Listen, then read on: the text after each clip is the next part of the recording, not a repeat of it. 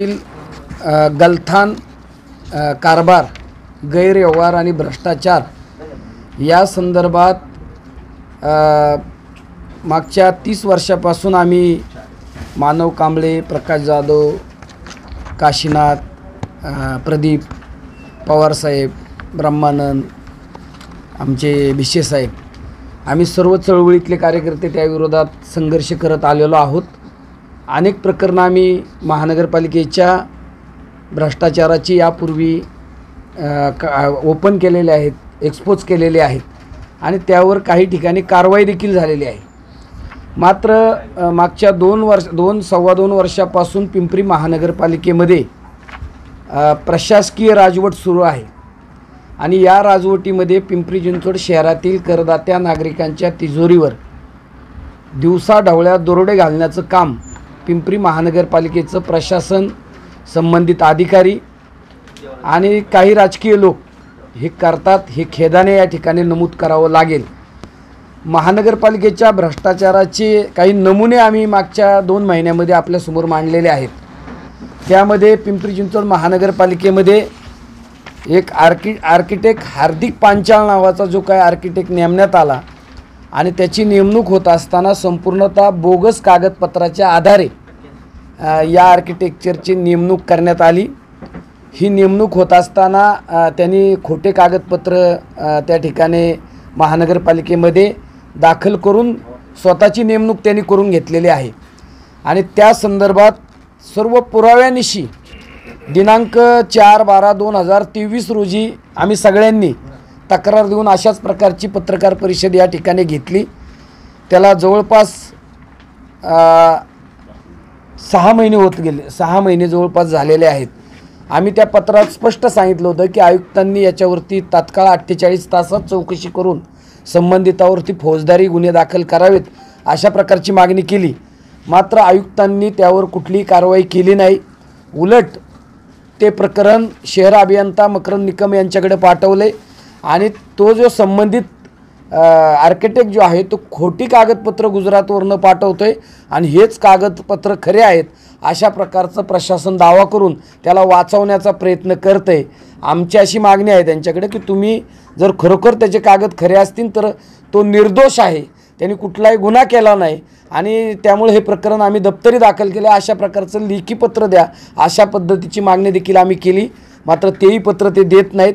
आमचं असं म्हणणं आहे की हार्दिक पांचाळ यांनी खोटे कागदपत्र दाखल केलेत आणि स्वतः सल्लागार म्हणून स्वतःची नियुक्ती करून घेतलेली आहे आणि या शहरामध्ये जवळपास 100 कोटीपेक्षा अधिकची कामं सल्लागार म्हणून तो त्याच्यावरती काम करतोय। त्यातलं पहिलं प्रकरण आम्ही राजश्री शाहू उद्यानाच्या संदर्भात दुसरी पत्रकार परिषद घेतली आणि त्या ठिकाणी जवळपास 1,66,00,000 रुपयाचं काम, नूतनीकरणाचं शाहू उद्यानाचं काम त्यांनी केलं।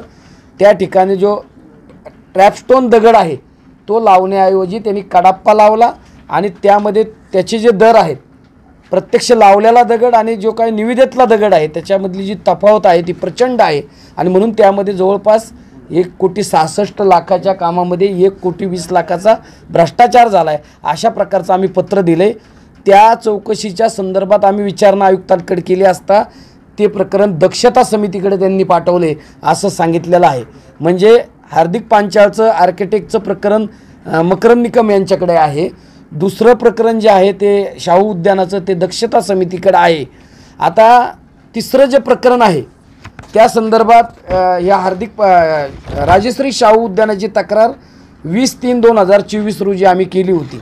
आता त्याला देखील 3 महिने मानवजी होऊन गेलेले आहेत, मात्र त्याच्यावर देखील कुठली कारवाई झालेली नाही। तिसरं जे प्रकरण आम्ही सांगितलेलं होतं की हे जे काय आपला चिंचोड स्टेशनचा उड्डाणपूल आहे काळेवाडीकडे जाणारा यशोपुरमचा, एम्पायर इस्टेटच्या त्या ठिकाणाहून जाणारा जो काही उड्डाणपूल आहे आणि त्याच्या खाली BRTHचे सुशोभीकरणाची सिव्हिलची कामं त्या ठिकाणी देण्यात आलेली आहे। 9.5 कोटीचं ते काम आहे। मात्र आम्ही दिनांक 12/4/2024 रोजी या कामाला तुम्ही या कामामध्ये प्रचंड गैरप्रकार झालेत, भ्रष्टाचार झालेत, चुकीचं काम झाले, कायद्याला फाटा देऊन काम झाले, त्यामुळे याची संबंधित ठेकेदाराची बिलं तुम्ही स्थगित करा किंवा थांबवा असं पत्र आम्ही दिनांक 12/4/2024ला दिलं होतं. मात्र त्या संदर्भात प्रशासन सगळी दडवादडवी करते, त्याची बिलं थांबवलेत का नाही त्या संदर्भात स्पष्ट बोलायला कोणी तयार नाही. हे पत्र आम्ही तिसरं दिलेलं आहे. आणि चौथं एक पत्र, हे पत्र जे 3 दिलेत आम्ही, ह्या सगळ्या कामांना सल्लागार म्हणून हार्दिक पांचाळ हा आर्किटेक्ट आहे. खरं तर सिमेंट रोडची जी कामं आहेत त्याला जो सल्लागार लागतो तो सिव्हिल मास्टर की केलेला जर असेल तोच सल्लागार त्या ठिकाणी चालतो. हार्दिक पांचाळसारखा आर्किटेक्ट जो असेल तर तो सिमेंट रोडची रस्त्याच्या कामाला तो चालत नाही, असा नियम आहे, असा कायदा आहे. असं असताना 4 सिमेंट रोडची कामं, वाकडचे 2 आणि प्रभाग क्रमांक 19 चिंचोड भागातले 2 कोट्यवधी रुपयाची कामं हा सल्लागार असताना देण्यात आलेली आहे. आम्ही त्या 4 रस्त्याची देखील चौकशीची मागणी केलेली आहे की त्यामध्ये देखील मोठ्या प्रमाणात गैरप्रकार झाला असण्याची शक्यता आहे आणि म्हणून त्याचे काही ती जी प्रकरणं आहेत त्याची चौकशी करावी, अशा प्रकारची आम्ही मागणी केलेली आहे. आता आज जी आमची मागणी आहे, आजच्या मागणीच्या संदर्भात जे काय आम्ही बिल थांबवायला सांगितलं होतं त्याच्यामध्ये यशोपुरम सोसायटी आणि साईग्रेस सोसायटी म्हणजे चिंचोडकरनं जो पूल काळेवाडीकडे जातो, एम्पायर इस्टेटच्या मध्ये आणि पुढं रेल्वेचे ट्रॅक आहेत आणि पुढं लिंक रोडला देखील त्या ठिकाणी त्या पुलाच्या खाली काम सुरू आहे.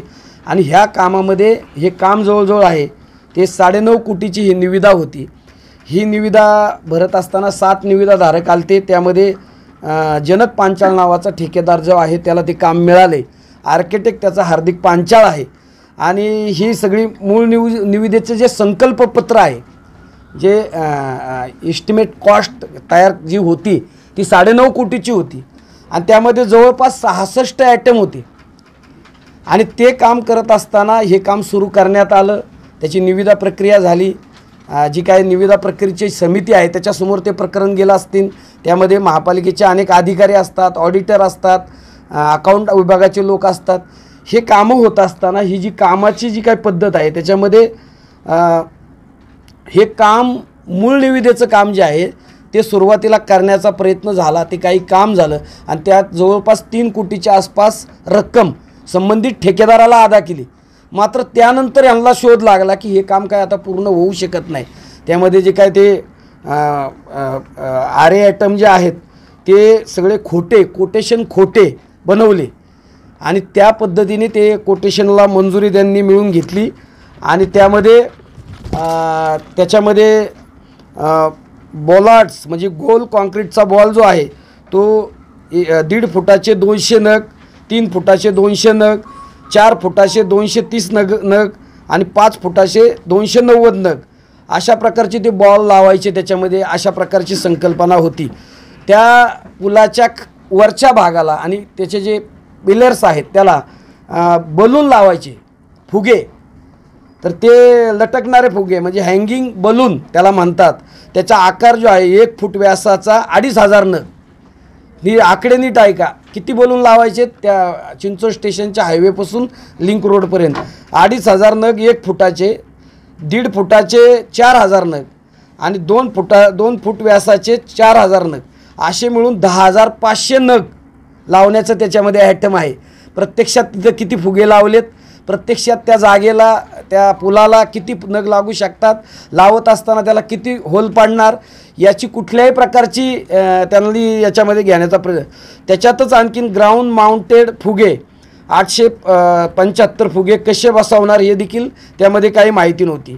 ब्रिजच्या दरम्यान लेजर कटआउट 431 स्क्वेअर मीटर दर 8,399 स्क्वेअर मीटर हे काम त्यामध्ये होणार होतं. लेजर कटआउट मेंटल म्युरल याची जवळपास 1080 तुकडा आहे. त्याचे 210 नग त्या ठिकाणी बसवायचे होते. त्याच्यानंतर इलिप्स बेंच जे बसवायचे ते 250 बेंच त्या ठिकाणी बसवणार अशा प्रकारची निविदामध्ये मंजुरी होती. त्याच्यानंतर सौंदर्य फ्लॉवर पॉटला 930 नग त्या ठिकाणी बसवले जाणार होते. डायनासोर डस्टबिन शिल्प त्या ठिकाणी बसवण्यात येणार होतं. लेजर कटआउट ऑल्युमिनियम म्हणजे पुलाच्या मध्ये जे जागा आहे त्याच्यावरती ते बसवण्याचं मंजूर केलं होतं, त्याचे दर देखील प्रचंड 80-80 हजार रुपयाचा त्याचा एक सेट होता. मयूर शिल्प म्हणजे मोर बसवायचे, ते मोर्स देखील चुकीचे बसवलेले आहेत, ते मोर त्या पिलर्सवरती त्यांनी अडकवलेले आहेत. तर हे सगळे जे ॲटम आहेत 66 ॲटम त्या कामाचे करण्यात येणार होते, मात्र याची जी संख्या आहे ती प्रचंड असल्यामुळं तेवढ्या जागेत ते बसणारच नव्हतं. हे सगळे कोटेशन खोटे होते. आणि मग हे बसत नाही असं पाहिल्यानंतर 2018ला ही निविदा निघली होती.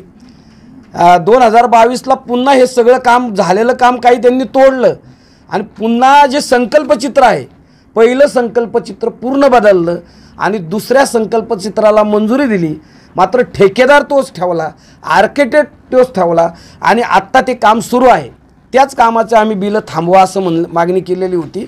आणि यामध्ये उपशहर अभियंता ओंबाशे, जेई असेल किंवा डेप्युटी असेल किंवा एक्झिक्युटिव्ह इंजिनियर असतील किंवा निविदा समितीचे जे अधिकारी असतील किंवा ऑडिट डिपार्टमेंटचे लोक जे असतील, बिलं अदा करताना त्यांच्याकडनं सुद्धा ते तपासून घेतले जातात आणि अकाउंटंट असतील, अशी अधिकाऱ्यांची मोठी साखळी आहे. हे सगळी प्रकरणं जी आहेत, हार्दिक पांचाळ यांनी जे काही सल्लागार म्हणून काम केलेलं आहे ते जवळपास 100 कोटीच्या पेक्षा अधिक रकमेच्या कामाला हा हार्दिक पांचाळ सल्लागार आहे. शाहू उद्यानाचं काम त्यांनी केलेलं आहे, यशपुरम आणि हे आत्ताचं सांगितलेलं काम त्यांनीच केलेलं आहे. 4 सिमेंट रोडची त्यांनी कामं केलेली आहेत. आणि स्वर्गीय अटल बिहारी वाजपेयी यांच्या नावाने जे काही उद्यान शाहूनगर या ठिकाणी उद्घाटन माननीय देवेंद्र फडणवीस यांच्या हस्ते झाले, त्याचा सल्लागार देखील तोच आहे. पण त्याचं काय मला माहिती मिळाली नाही, पण ही सगळी माहिती मिळालेली आहे. पहिलं संकल्पचित्र, दुसरं संकल्पचित्र, त्याचे फोटोग्राफ्स, ही सगळी माहिती या ठिकाणी आहे. तुमच्यासमोर आत्ता जे एक पत्र दिलेलं आहे त्याच्यामध्ये मी ती सविस्तर माहिती मांडलेली आहे. आमचे असं म्हणणं आहे त्याच्यामध्ये की ह्या सगळ्या प्रकरणाची सखोल चौकशी झाली पाहिजे आणि ती तत्काळ झाली पाहिजे, लवकरात लवकर झाली पाहिजे. संबंधितांवरती फौजदारी गुन्हे दाखल केले पाहिजेत, प्रशासकीय कारवाई झाली पाहिजे. यामध्ये जे महापालिकेचे अधिकारी सामील आहेत त्यांना तत्काळ निलंबित केलं पाहिजे, त्यांच्यावरती फौजदारी गुन्हे दाखल केले पाहिजेत.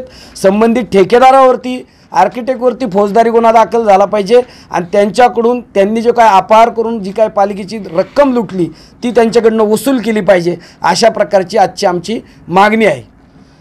यानंतर मानवजी बोलतील. बराचही काम करतात आणि खरं तर सल्लागार म्हणून त्यांनी काम पाहिलं असतं तर काय म्हणणं नव्हतं, हे माझं तरी म्हणणं नाही. पण सल्लागारच पुन्हा जर कामं घेत असतील, त्याच कामाचे हे सल्लागार हे असतील तर हे खूप मोठा भ्रष्टाचार याच्यामध्ये आहे किंवा त्याच्यामध्ये खूप मोठी फसवणूक सर्वसामान्य करतात त्या लोकांची महानगरपालिका आयुक्तांच्या मदतीने करतात. याच्यामध्ये एक संशय असाही आहे की सध्या जे देशामध्ये सुरू आहे वातावरण, सगळं काही गुजराती लोकांना द्यायचं आहे. मग दिल्लीमध्ये दिलं जातं, मुंबईमध्ये पण दिलं जाते, आता पिंपरी चिंचवड शहरामध्ये पण हे गुजरातमधनं आलेले, सिल्वासामधनं आलेले किंवा गुजरातमधनं आलेले कॉन्ट्रॅक्टर पुन्हा इथं बसतान बसवतील की काय, आणि त्यांना बसतान बसवण्यासाठी ही संधी दिली जाते की काय, अशा पद्धतीची शंका या निमित्ताने या ठिकाणी होते आहे. त्याच्यामुळं खूप खूप मोठी लॉबी याच्यामध्ये काम करत असावी असं हे दिसतंय. 3 वेळा आत्तापर्यंतच्या ह्याच्यामागं 3 वेळा पत्रकार परिषदा घेतल्या गेल्या. या तिन्ही पत्रकार परिषदेमध्ये याच कॉन्ट्रॅक्टरच्या संदर्भामध्ये अनेक तक्रारी देऊनसुद्धा जर या ठिकाणी योग्य प्रकारची परिणामकारक अशी कारवाई जर महापालिकाचे आयुक्त करत नसतील तर याचा सरळ सरळ अर्थ असा आहे की महानगरपालिकेच्या आयुक्तांचा या सगळ्या कामांच्या मागे हात आहे. हे या ठिकाणी निर्विवादपणे आपल्याला मान्य करावं लागेल. अन्यथा आयुक्तांनी या संदर्भामध्ये सरळ दिसतं आहे, म्हणजे रेट एक कोट केले जातात, एका वस्तूचे रेट 1 कोट केले जातात. तीच वस्तू न बसवता त्याच्याही पेक्षा 10% किमतीच्या वस्तू त्या ठिकाणी इम्प्लॅन्ट केल्या जातात. आणि जसं काय म्हणजे आता इथे महानगरपालिकेमध्ये प्रशासकीय राजवट असल्यामुळे नगरसेवकांचा कंट्रोल याच्यामध्ये नाही आहे. सगळं काही जे आहे ते इथं प्रशासकीय बॉडीच्या द्वारे केलं जातं आहे. त्याच्यामुळं त्याच्यावर सामान्य माणसाला काय एक संधी असते, नगरसेवकाकडे जाऊन सांगता येतं आपल्याला की इथं काहीतरी आम्हाला असं चुकीचं काम केलं असं वाटते. नगरसेवक प्रशासनाला जाब विचारू शकतो, परंतु ती यंत्रणा आता असतच नाही. त्याच्यामुळे प्रशासन म्हणेल तेच पूर्व दिशा. आणि प्रशासनाने आता जर असा निर्णय घेतला असेल की या ठिकाणी सर्वसामान्य लोकांच्या हिताचा विचारच करायचा नाही आणि केवळ कॉन्ट्रॅक्टर, ठेकेदार किंवा त्यांना जे सांगणारे मालक आहेत त्यांच्याच इशाऱ्यावर जर महानगरपालिकेचा कारभार चालवायचा असेल तर मग या ठिकाणी सर्वसामान्य लोकांच्या या कोट्यावधी रुपयांचा जो टॅक्स या ठिकाणी शहरामध्ये येतं जमा होतो आणि त्याची पहिली प्राथमिकता असली पाहिजे की या सर्वसामान्य लोकांना मूलभूत सुविधा उपलब्ध करून देण्यासाठी हा पैसा खर्च झाला पाहिजे. सुशोभीकरण करावं, स्मार्ट सिटी करावी, याच्याबद्दल आमचं काय म्हणणं नाही, हरकत नाही. परंतु सुशोभीकरण करत असताना मुळात जी वस्तू या ठिकाणी आम्हाला पाहिजे ना ती न करता केवळ सुशोभीकरण करणं. आता आज तुम्ही पाहिला असेल नद्यांची अवस्था काय, रस्त्यांची अवस्था काय, इथल्या डबक्यांची अवस्था काय, इथल्या ओढ्यांची अवस्था काय, इथल्या नाल्यांची अवस्था काय, हे सगळं पाहिलं असेल तुम्ही, पाहताय तुम्ही. या MIDCमध्ये ज्या पद्धतीचे ॲक्सिडेंट होत आहेत, अपघात होत आहेत, MIDCमधल्या कचऱ्याची काय परिस्थिती आहे, या सगळ्या परिस्थितीकडे या मूलभूत सुविधा पूर्ण करण्याच्या अगोदर हे फुगे लावणं किंवा आणखी काय ते म्युरल्स त्या ठिकाणी लावणं किंवा आणखी त्या वेगवेगळ्या प्रकारचे डस्टबिन उभे करणं आणि ज्या पद्धतीनं आकडा आता आपण सांगतो ऐकतो आपण 11,000 आणि 12,000 फुगे म्हणजे 10,600 वरचे आणि खाली 800 अशा पद्धतीचे फुगे लावून जर महापालिकेचा विकास झाला असेल तर आपण दाखवण्याची आपली जर इच्छा असेल तर या महानगरपालिकेच्या आयुक्तांचं आणि प्रशासनाचं सरळ सरळ डोकं फिरले असं म्हणावं लागेल. आणि अशा पद्धतीनं सामान्य लोकांच्या हिताशी खेळ करणाऱ्या महानगरपालिका प्रशासनाला ज्या पद्धतीनं मारुती भापकरांनी आता आवाहन केलेलं आहे, मागच्या 2-3 वेळेचं आवाहन आणि आत्ताचं हे आवाहन, याच्यामध्ये जर लवकरात लवकर किंवा तातडीनं आम्ही तो तातडीनं हे केलं पाहिजे. कारण का आता पुन्हा ही आचारसंहिता लागेल, विधानसभेच्या निवडणुकीची पुन्हा आचारसंहिता लागणारच आहे. मधल्या 2-3 महिन्या 4 महिन्याच्या काळामध्ये 3 महिन्याच्या काळामध्ये त्यांनी त्याचा फायदा घेतलाच. आचारसंहितेच्या नावाखाली कुठली गोष्ट करता येत नाही म्हणून त्यांनी आम्हाला थांबून ठेवलं. आता पुन्हा 2 महिन्यानंतर आचारसंहिता लागेल आणि मग अशा पद्धतीने ही लूट जी शहराची चालू आहे, आर्थिक जी लूट चालू आहे, ती लूट अशाच पद्धतीने चालून द्यायची का? शहरातल्या नागरिकांनी सुद्धा आता सतर्क झालं पाहिजे. शहरातल्या करदात्या नागरिकांनी सुद्धा सतर्क झालं पाहिजे. शहरातल्या सामाजिक संघटनांनी सतर्क झालं पाहिजे. शहरातले जे राजकीय पक्ष आहेत ज्यांना निवडणुका लढवायच्या आहेत ते सुद्धा जर या सगळ्या गोष्टीमध्ये जर काय पाहणार नसतील आणि आम्ही जे ऐकतोय की जे सध्याचे विद्यमान आमदार आहेत, 2-3 आमदार जे आहेत ते आमदार ज्या पद्धतीने या ठिकाणी प्रशासनाची हातमिळवणी करून ठेके घेत आहेत किंवा आणखी त्याच्यामध्ये सगळा उद्योग करतात, याचा अर्थ काय समजायचा? याचा अर्थ एवढाच आहे की प्रशासन, सध्याचे इथले विधानसभेचे सदस्य, इथले खासदार हे सगळे प्रशासनाशी हातमिळवणी करून ठेकेदारांचं आणि कॉन्ट्रॅक्टर लोकांची घरं भरण्याचं काम करत आहेत आणि त्याच्यामार्फत पैसा कमवण्याचं जे षडयंत्र या ठिकाणी उभं आहे त्याचा आम्ही या ठिकाणी निषेध तर करतोच आहोत. परंतु या प्रकरणाची लवकरात लवकर चौकशी या ठिकाणी केली गेली पाहिजे आणि जे दोषी आहेत त्यांच्यावर कारवाई झाली पाहिजे. मग ते कार्यकारी अभियंता असतील, ते सिटी इंजिनियर असतील, ते सल्लागार असतील, ते आर्किटेक्ट असतील, ते ज्युनियर इंजिनियर असतील, ते डेप्युटी इंजिनियर असतील किंवा त्यांना निर्देश देणाऱ्या ज्या काही यंत्रणा या ठिकाणी हे आपण पाहिलं पाहिजे. आणि कशा पद्धतीनं मनमानी कारभार या ठिकाणी चालतो हे तुम्हाला मी या ठिकाणी फक्त एकच गोष्ट सांगतो. खरं या पत्रकार परिषदेशी हे संबंध आहे की नाही मला माहीत नाही, परंतु आयुक्त साहेब रजेवर गेलेत. आयुक्त साहेब रजेवर गेल्यानंतर त्यांचा चार्ज कोणाकडे असायला पाहिजे? तो ॲडिशनल कमिशनरचे कोणी आहेत, 1 नंबरचे, 2 नंबर, 3 नंबर काय असेल ते, त्या ॲडिशनल कमिशनरकडे हा चार्ज दिला गेला पाहिजे ना. हे PMRDAचं अधिकारी आणून इथं जर आयुक्त म्हणून बसणार असतील तर हे किती मोठ्या प्रमाणावर हा सगळा गैरव्यवहार चालू आहे. किती म्हणजे त्यांच्याच टीममधले, त्यांच्याच चेनमधले, त्यांच्याच लिंकमधले लोक आणून इथं जर बसवणार असतील आणि इथलं प्रशासनामधले जे अधिकारी आहेत म्हणजे 2-3 ॲडिशनल कमिशनर, नंतर काय जे असतील ते बाकीचे सगळे जे उपायुक्त वगैरे जी मंडळी आहेत, ही मंडळी का गप्प बसलेत मला समजत नाही. या शहरातल्या नागरिकांनी खरं तर हे प्रशासनाची बाजू घेऊन बोलणं मला योग्य वाटतं की नाही मला माहीत नाही, पण इथं अशा पद्धतीनं प्रशासन जर या पद्धतीने काम करत असेल तर आयुक्त साहेबांनी किंवा त्यांना ही मंजुरी कोणी दिली? नगरविकास खात्याने दिली का महिवालांना चार्ज देण्याची? महिवालांचा पिंपरी चिंचवड महानगरपालिकेशी काय संबंध? आणि मग महिवाल जर या ठिकाणी पिंपरी चिंचवड शहराचं काम पाहणार असेल तर PMRDचं कोण पाहणार? PMRDचं पण आता एकदम ह्याच्यावर हॉटलाईनवर काम आहे एकदम. तो विषय खूप महत्त्वाचा आहे. आणि हे सगळं असं अर्धवट ठेवून लोकांना मूर्ख बनवण्याचं काम या ठिकाणी जर प्रशासन करणार असेल तर मग मात्र इथल्या शहरातल्या नागरिकांना कुणी वाली राहणार नाही अशा पद्धतीचं चित्र आज निर्माण होत आहे. आणि म्हणून पुन्हा एकदा या सगळ्या प्रकरणाची आणि इतरही अनेक प्रकार आहेत, अनेक घटना घडत आहेत, आपल्या सगळ्यांना माहिती आहेत त्या या शहरामध्ये काय काय होतं आणि कशा पद्धतीनं हा सगळ्या प्रकारे एक खुलेआम लोकांना जे फसवण्याचं काम चालू आहे त्याच्यावर नियंत्रण आणलं गेलं पाहिजे अशा पद्धतीची मागणी या पत्रकार परिषदेच्या निमित्तानं आम्ही सर्वजण करत आहोत. याच्यामध्ये 2च मुद्दे मला सांगायचे आहेत की यशोपुरम सोसायटी आणि सायग्रेस सोसायटी याचं जे संकल्पचित्र दाखवण्यात आलं, प्रेझेंटेशन जे करण्यात आलं, त्याचे जे चित्र आहेत ते या अशा पद्धतीने ते सगळं संकल्पना त्यांनी प्रेझेंटेशनमध्ये दाखवण्यात आली आणि प्रत्यक्षात जे काय आता जो काय संकल्पचित्र आहे संपूर्णतः जे जुनं आहे त्याचे देखील पूर्णपणे संकल्पचित्राचे इथं नकाशे आहेत सगळे त्याच्यामध्ये हे आहेत आणि नवीन जे आहे हे 9.5 कोटीचं काम आहे आणि ही सगळी संकल्पचित्र हे जुनं आहे अशा पद्धतीने काम होणार होतं. पण आता ह्याच्यात झाले हे न्यू जे आहे हे बदल जो केलेला आहे हा बदल हे काम लहान नाही आणि हा जर पूर्ण बदल त्यांना करायचा होता तर मग तोच आर्किटेक्ट ज्यांनी हे सगळं तयार केलं त्याच्यावर कारवाई का नाही केली. तोच ठेवला आहे त्याला नवीन संकल्प यायला सुद्धा तो हार्दिक पांचाळच आहे आणि ठेकेदार देखील तोच आहे. म्हणजे जे काय आहे हे काम असं दाखवायचं काम मिळवायचं आणि मग पुन्हा नवीन काहीतरी करायचं आणि त्याच्याच घाशात ते घालायचं. खरं तर याचं पुन्हा एकदा टेंडर मागवायला पाहिजे होतं पण तसं न करता हे अशा पद्धतीने संगनमताने राजकीय दबावाने अशा पद्धतीचे आर्किटेक्ट नेमायचे ठेकेदार अशा पद्धतीने महापालिका काम करते.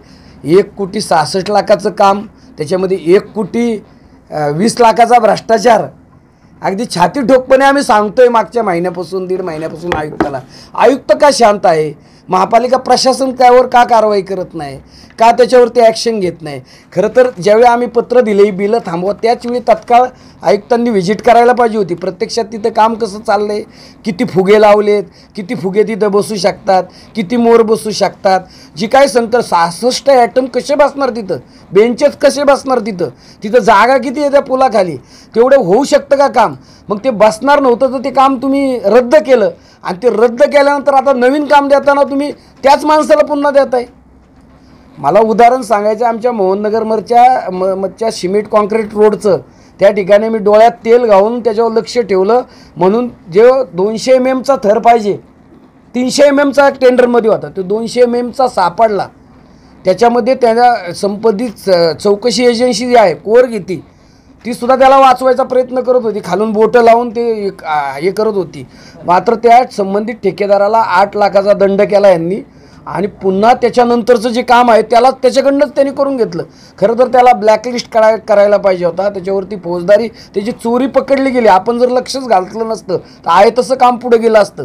या शहरात जे काही सिमेंट रोडची कामं झालेत सगळे तिथं सगळीकडे असा प्रकार झालेला असू शकतो. आणि म्हणून बरं का एक सांगतो रावेतमध्ये आत्ताच एक म्हणजे परवाच्या त्या प्रभाग समितीच्या बैठकीमध्ये आमच्या सहकाऱ्यांनी एक रस्ता त्या ठिकाणी तिथं कॉन्ट्रॅक्टरनी केला आहे. तर हातानं गोळा करून म्हणजे फायनल झाले कामात त्याचे पेमेंट पण झाले हातानं गोळा करून तो सगळा सिमेंट आणि सगळी हे आणून त्या पिशवीमध्ये भरून त्या आयुक्तानं त्या दाखवलं. अजूनही काही कारवाई नाही. मी हातानं भरून आले पिशवीमध्ये अक्षरशः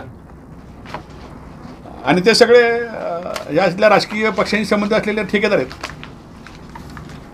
हे अतिशय वाईट म्हणजे केवळ हे एक नमुना आहे.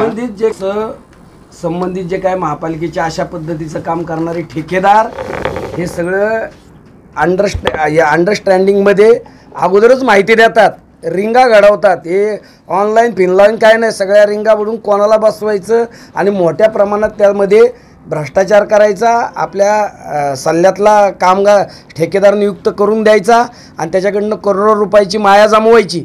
अशा प्रकारचे उद्योग सर्वच विभागामध्ये सुरू आहेत. त्यातल्या त्यात BRTHचं जे काय आत्ता आम्ही ओंबाशेंचं डायरेक्ट नाव घेतलेलं आहे त्याच्यामध्ये आमचं थेट त्यांच्यावरती आक्षेप आहे की त्यांनी ते याला जबाबदार आहेत ते प्रमुख आहेत त्यांच्या नियंत्रणाखाली हे सगळं काम चाललेलं आहे. आणि मला आणखीन पुढचं सांगायचं आहे मानवजी की दापोडीपासून निगडीपर्यंत अर्बन स्ट्रीटचं जे काही 100 कोटीचं काम आहे ते ह्याच माणसाच्या खुपडीतमधनं संकल्पमधनं पुढं आलेलं आहे. त्यात देखील असाच सगळा प्रकार होणार आहे. ही या शहरातल्या करदात्या नागरिकांच्या तिजोरीवरती दिवसा ढवळ्या महापालिका प्रशासन आयुक्त आणि त्यांचे सगळे जे काही पदाधिकारी आहेत ते दरोडा घालतात आणि महापालिकेच्या तिजोरीवरती डाल्ला मारतायत आणि त्याचा परिणाम या शहराच्या विकासावर होतोय. या शहरातल्या नागरिकांच्या माथी वेगवेगळे कर मारले जात आहेत आणि त्यांच्याकडनं ते पैसे काढले जात आहेत आणि इथं ह्या महानगरपालिकेचे इथले प्रशासन करते मालक असल्यासारखे वागतायत. यांच्या नावावरती 7/12 झालाय का काय? इथं पत्रकार परिषद घ्यायला सुद्धा काही प्रशासनातले अधिकारी आजच्या पत्रकार परिषदेला आक्षेप घेत आहेत. आम्ही या शहराचे टॅक्सपेयर नागरिक आहोत, माजी नगरसेवक आहोत, सामाजिक चळवळीमध्ये काम करणारे कार्यकर्ते आहोत. हा मानव कांबळे, मारुती भापकर, प्रकाश जाधव आमच्या काय घरचा विषय नाही, हा संस्थेचा विषय आहे. असं असताना इथं जर पत्रकार परिषद घेतली तर यांच्या पोटात का कावळे काव करायला लागले पाहिजेत? हे फोन करणार, सांगणार पत्रकार परिषद यांच्या बापाची महापालिका आहे का?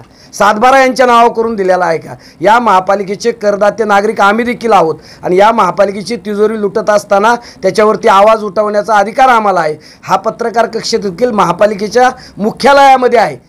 आमचे पत्रकार बांधव जर सांगत असतील की इथं पत्रकार परिषद घ्यायची नाही तर आम्ही निश्चित त्यांच्या मताचा आदर करून इथून पुढच्या काळात पत्रकार परिषदा इथं बंद करू. मात्र कुठला तरी अधिकारी आम्हाला सांगणार की इथं पत्रकार परिषद घ्यायची नाही, त्याच्या बापाची महापालिका नाही, अशा प्रकारचा इशारा देखील महापालिकेच्या अधिकाऱ्यांना आम्ही देऊ इच्छितो. पत्रकार परिषद पिंपरी PIची यांची की तुमची पत्रकार परिषद आहे, कशाची आहे, काय आहे? म्हणजे यांनी त्यांना कळवलं यांच्या बापाची आहे का महापालिका? हा तिथला ठेकेदार आहे, इथला जनक पांचाळ ठेकेदार आहे. मग हे तिघं गुजरात आहेत का? हा गुजरातचे सिल्वासा त्यांचं एकमेकांचं रिलेशन काय? भाऊ ते विशाल पांचाळ आणि हार्दिक पांचाळ दोघं भाऊ आहेत. जनक पांचाळचं आणि त्यांचं रिलेशन काय मला सांगता येणार नाही, पण शाहूनगरच्या उद्यानाचा जो ठेकेदार आहे तो हार्दिक पांचाळाचा सक्का भाऊ आहे. आता तुम्ही ते जे छत्रपती शाहू महाराजांचं तुम्ही घेतलं काळापा असलेलं तुम्ही म्हणताय काळापा, हो, त्या याच्यामध्ये डिफरंट काय आहे? म्हणजे त्या किमतीत आणि ह्या किमतीत नाही त्याच्यात डिफरन्स असा आहे, तो 70 रुपये स्क्वेअर फूट कडप्पा आहे आणि त्यांनी जो कोट केला रेट आहे तो 480 रुपये स्क्वेअर फुटाचा दगड आहे. जबरदस्त आहे, खूप मोठी तफावत त्याच्यात. म्हणून तर ते कडप्पा 70 रुपयाचा कडप्पा त्यांनी 480 मध्ये बसवला. तो 70 रुपये रेट 480चा आणि बसवलेला जो आहे तो 70 रुपयाचा. किती वर्ष? आता तुम्ही पत्रकार आहे, माझ्यापेक्षा तुम्हालाही माहिती जास्त आहे. मग सौन्यांची बी चौकशी झाली पाहिजे. जे जबाबदार असतील याच्यामध्ये. आमचं तर म्हणणं आयुक्त पण आता जबाबदार झालेत. 4 महिने 6 महिने आम्ही जर तक्रार करतोय आणि ते निष्क्रिय होऊन जर याच्याकडे लक्ष देत नसतील, ते जर कारवाई करत नसतील, ते जर पाठीशी घालत असतील. म्हणणं आहे की आयुक्त चांगले असं त्यांचं रेकॉर्ड आम्ही आतापर्यंत ऐकलं होतं. मग आयुक्तांना इथं कोण काम करून देत नाही याची पण चौकशी झाली. कोण काम करून देत नाही इथं कायच नाही. काय वाटतं नाही ते सांगेल नंतर.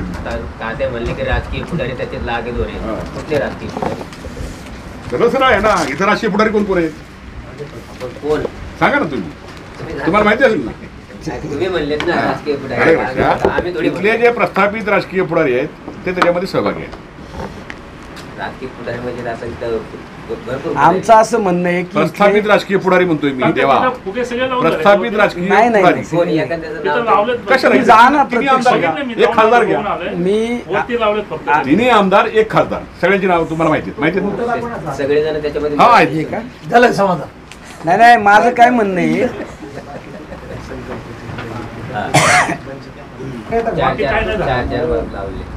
पुढे मागं हो तुम्हाला होतं ते पूर्ण बदललंय.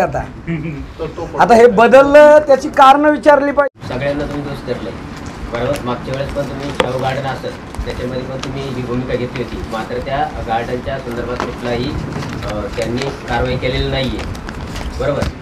त्याला खूप टाइम झालाय. आता परत हे दुसरं प्रकरण झालं. वारंवार तुम्ही प्रकरण काढता पण आयुक्त कुठलीच कारवाई करत नाही. तर आता मागणी काय असणार आहे? नाही आमची मागणी ही आहे की हार्दिक पांचाळचे बोगस कागदपत्र आणि नियुक्ती या संदर्भात पहिलं पत्र दिलं. त्याच्यावरती ते शहर अभियंता मकरंद निकम यांच्याकडे ते चौकशी चालू आहे त्याची. पण त्यांनी 6 महिन्यात जी म्हणावा अशी काय कुठली कारवाई केलेली नाही. जे शाहू उद्यानाचं प्रकरण जे आहे ते दक्षता समितीकडे गेले. म्हणजे जोशी साहेब जे आहेत ते दक्षताचे प्रमुख आहेत, त्यांच्याकडे ते गेले. आणि त्यामध्ये आमची चर्चा झाल्याप्रमाणे आम्ही जे आरोप करतोय त्याला त्यांनी एक प्रकारे त्याला मान्यता दिलेली आहे. ते खरं आहे सांगितलं, दुजोरा दिलेला आहे त्यांनी. आता तिसरं जे प्रकरण आहे रस्त्यांचं, 4 रस्त्यांचं जे काम झालेलं आहे त्याची प्रत्यक्ष चौकशी व्हायला पाहिजे. आम्ही मोहननगरचा ज्या पद्धतीने रस्ता तपासला त्यामध्ये आमच्यासारखे सामाजिक चळवळीतले 2-3 लोक तुमच्यातले पत्रकार 2-3 लोक व्हिडिओग्राफी, फोटोग्राफी आणि ते प्रत्यक्ष समोर झालं पाहिजे. कारण ह्या ज्या चौकशी एजन्सीमधले लोक जे आहेत हे खूप बनवाबनी करतात, त्यांना पूर्णपणे ठेकेदार मॅनेज करतात, प्रशासन अधिकाऱ्याच्या दबावाखाली ते काम करतात. हे जे चौकशी करणाऱ्या ज्या एजन्सीत आहेत त्यासुद्धा मॅनेज होतात लगेच. त्यामुळं आपल्यासमोर ते झालं पाहिजे अशा प्रकारची मागणी आम्ही आयुक्ताला केलेली आहे. आयुक्ताला जर खरोखर या महापालिकेचा कारभार पारदर्शक पद्धतीने करायचा असेल तर त्यांना आमचं चॅलेंज आहे, आव्हान आहे की तुम्ही आम्हा सगळ्यांना बोलवा, काही पत्रकारांना बोलवा, त्या भागातल्या काही प्रमुख नागरिकांना बोलवा आणि त्यांच्या देखत ही चौकशी होऊ द्या रस्त्यांची.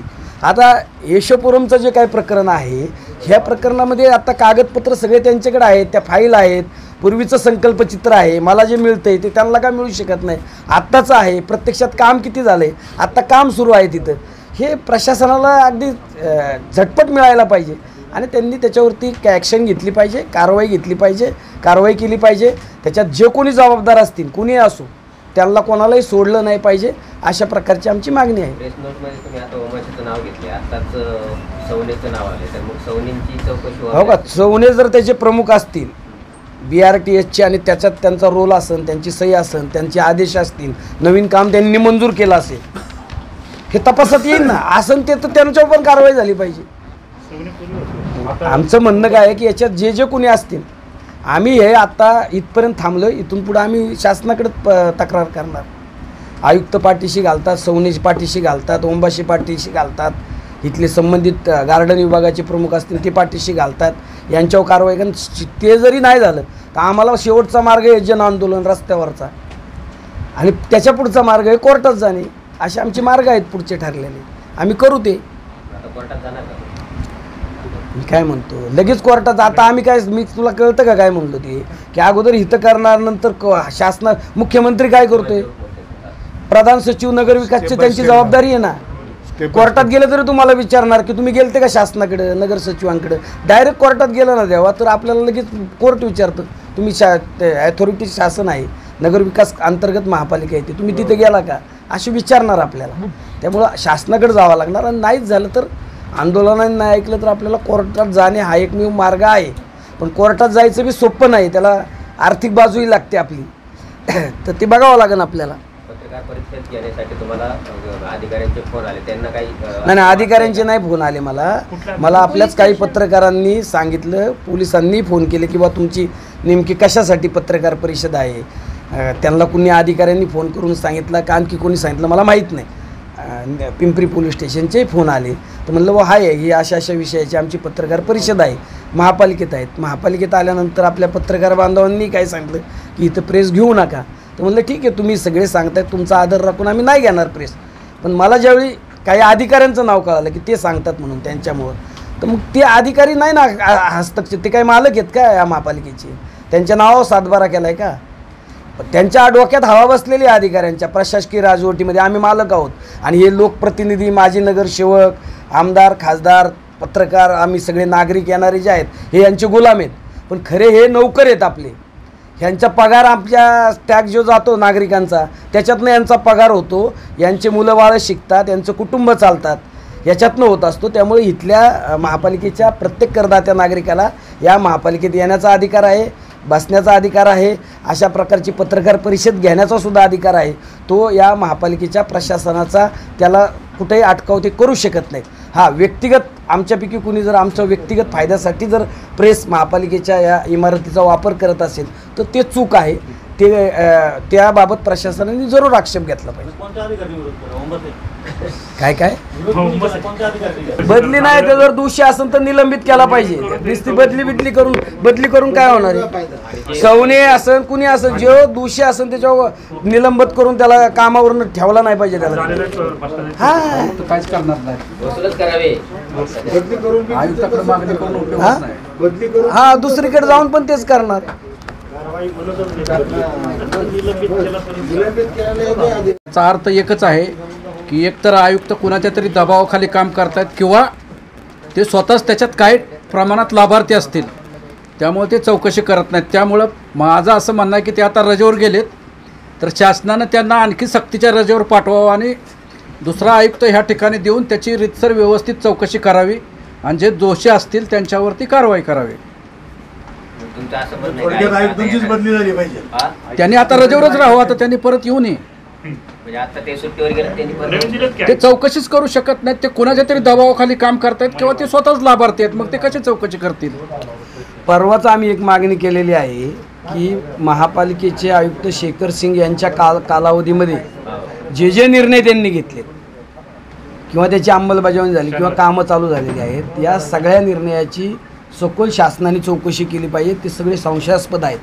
उदाहरणार्थ महापालिकेचं मुख्यालय जवळजवळ 400 कोटीचं काम आहे, मुशीचा जे हॉस्पिटल आहे, त्याच पद्धतीने सिमेंटचे रोड आहेत, हे आता BRTHचं अर्बन स्ट्रीटचं काम आहे, असे अनेक कामं आहेत. कचऱ्याची निविदा आहे, यांत्रिकी पद्धतीने साफसफाईचं प्रकरण आहे, अग्निशामकची खरेदी आहे.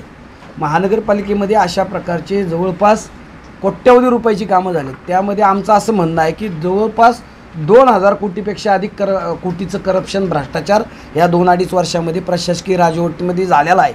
आणि म्हणून या सगळ्या प्रकरणाची चौकशी करावी अशा प्रकारची मागणी राज्याचे मुख्यमंत्री एकनाथ शिंदे, उपमुख्यमंत्री अजितदादा पवार, उपमुख्यमंत्री देवेंद्र फडणवीस यांच्याकडे आम्ही ती देखील केलेली आहे.